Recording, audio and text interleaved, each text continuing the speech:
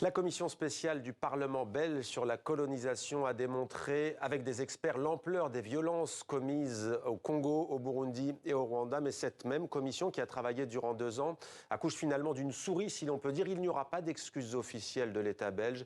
Les différents partis politiques de Belgique ne sont pas arrivés à trouver un compromis. Avec nous ce soir, Valérie Rozou, experte, politologue et experte des questions mémorielles précisément. Vous enseignez à l'UC Louvain.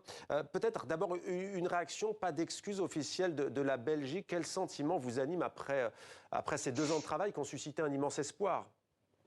Oui, c'est même 2 ans et demi en fait. Ça a démarré en juillet 2020. Et donc ça a été un travail assez gigantesque sur le plan collectif entre un premier rapport d'experts, plus de 600 pages, des 150 orateurs entendus pendant des mois, un deuxième rapport d'experts, un voyage sur place Congo, Rwanda, Burundi, donc énormément d'attentes, et puis cette absence d'accord politique tout à la fin.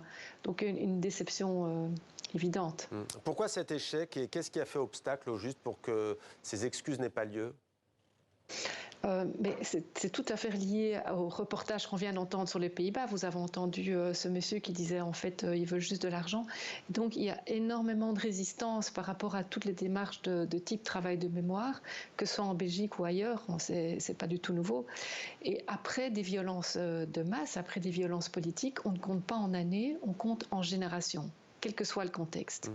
Alors, dans le cas du contexte belge, différents acteurs se sont sentis cloués au pilori.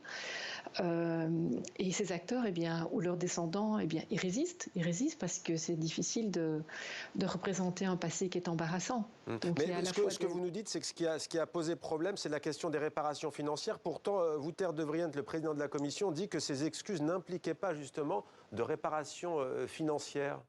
C'est là qu'il y avait un nœud. Donc il y avait 4 grandes problématiques pendant les 2 ans et demi. La première problématique, c'était la connaissance dans la question de la vérité. Qu'est-ce qui s'est passé? Là, ça s'est bien passé, ça s'est bien déroulé, je trouve. Il y a une ouverture des archives et énormément d'avancées. Et puis la question de la reconnaissance, ça a été reconnu par tous les acteurs qui sont venus. Donc connaissance, reconnaissance, et puis la question de la responsabilité.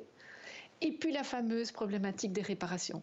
Et là, il y a eu un nœud qui s'est formé entre le fait de présenter des excuses qui, symboliquement, c'est extrêmement, extrêmement important, et une liaison qui aurait lieu, je pense que sur le plan juridique, ce n'est pas du tout valide, mais une association qui serait faite entre le fait de déclarer de prononcer des excuses et de devoir après être pris dans une série de procès. Oui. Alors Valérie Rozou, le temps file, juste une question importante tout de même, vous l'avez dit, 2 ans et demi de travail, certes pas d'excuses officielles, mais ça a permis de jeter une lumière crue sur la violence de la colonisation belge. C'est vrai qu'on a souvent, d'un point de vue général, pour le commun des mortels, contrairement à la colonisation française, certains se disent qu'elle n'a pas été violente, la colonisation belge. En quoi ce travail de la Commission a démontré qu'elle l'a été et que c'était d'une violence assez inouïe?